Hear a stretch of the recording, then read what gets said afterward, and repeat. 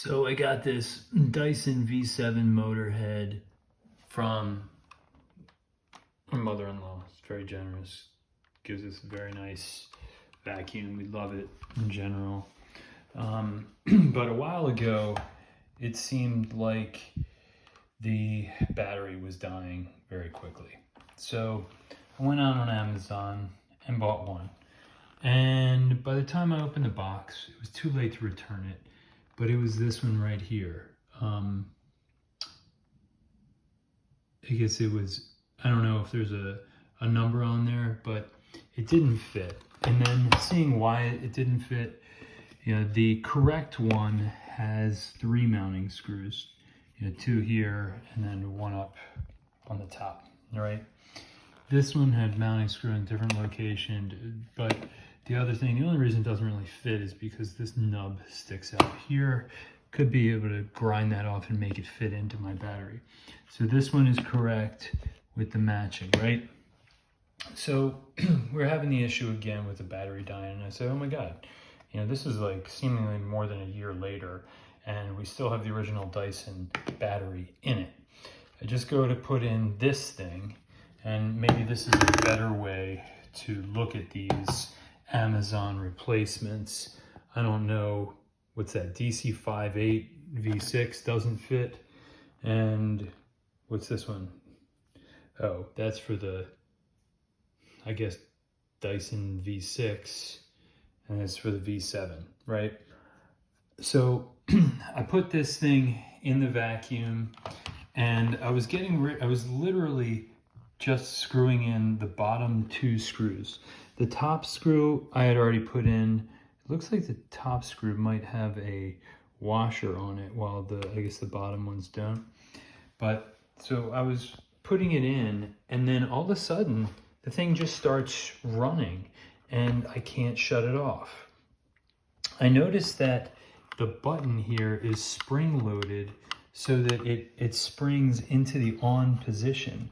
But even when it's fully, I guess retracted, I can hold it in that position, but the battery still turns on now. And I noticed something interesting about these is that you just press the button, even just the slightest little bit, and this blue light comes on, right? And then in this one, the original, it doesn't. And even if I press it all the way down, it doesn't come on. So now I can put the original back in, and the vacuum operates as expected. And the blue light only comes on when it's actually running. Put on max speed, same deal, right? So I turn it down off of max for this test here. Now, as soon as I put this in now, and it didn't do this when I originally turned it on, but I could not shut the vacuum off. I had to pull the screws out. See, as soon as I put this in here, and it doesn't even matter if the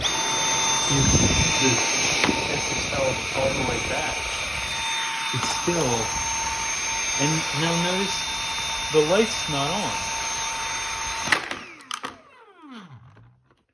Let's see here. So it's kind of like reverse of what it's supposed to be. The light does not turn on. Now, I can even move it over here to the charger and plug the thing in. Let's see here. And it also is difficult fitting. But I can plug it in and it still doesn't shut off. Whereas the other one, the Dyson one, if I have it plugged in, turn it on, right? Pulling the trigger. Let's see if I can do this with one hand. Okay, so it's plugged in. It will not operate. Pull it out. It shuts it off. So like it actually, for a split second there. Oh, wait, hold on. Okay,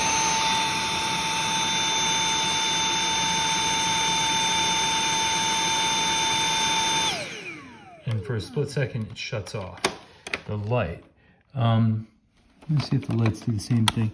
And when I pull it back out, it doesn't turn back on. So there's some circuitry in there. It might work on both sides. So there's clearly some circuitry in there that this replacement from Amazon doesn't have. So it seems to me that not only did I waste probably 30 bucks on this one, but probably another 30 bucks on this one. And all I ended up getting out of this purchase was two filters. So I guess I paid like 30 bucks a filter for, you know, I got these 2 batteries that it seems I can't even use. I'll try to find the item, this battery, putting the review on this would not be appropriate really, because I don't know what this one's gonna do, but it's made by the same company. I wouldn't trust it ever again. But I don't know if there's something I can do. I guess the fact is that there were some instructions that came in here. I don't know if it says you need to, rip out the whole old screw, but it's saying charge, specific battery, blah, blah, blah, abusive, rules of the battery pack note. But I'm not seeing any instructions here that say, hey, you got to remove the spring or something like that. And it doesn't seem like it's even going to make any difference, because even now, here, let me see if I can do this one more time. If I fully retract this, I'm gonna have to, let's see, I can prop this up on a box or something like that. I don't have my tripod with me, but maybe I can prop this up. And let's see how I can do this. Put this up on this box here. Maybe this will work. Put this over here. Let's see. All right. So all right. So we're videoing up there. All right. Maybe this will work. Am I still videoing? Yeah. All right. Now what I'm going to do is push this button all the way up and then hold the trigger, right? And then put it in. Still turns on automatically. So, you can even see that before it even gets in all the way, it turns on. And I don't know that there's anything I can do about that. I'm trying to see if, I physically can't push this up any more than it is right now. So I don't know that there's really anything I can do. But it appears that's how the battery turns on. It's by doing that and maybe banging around a little bit. I don't know, but it's very hard to push that button. Unlike this one seems to be much easier, and it's a fully exposed lighter gray button. Yeah, I guess it's pretty similar. Yeah, I don't know that there's any issues with the design of it. Yeah, it looks pretty good. That this all seems to match. I'm not sure what to say, man. I guess I shouldn't have bought a generic battery. That's all there is to it.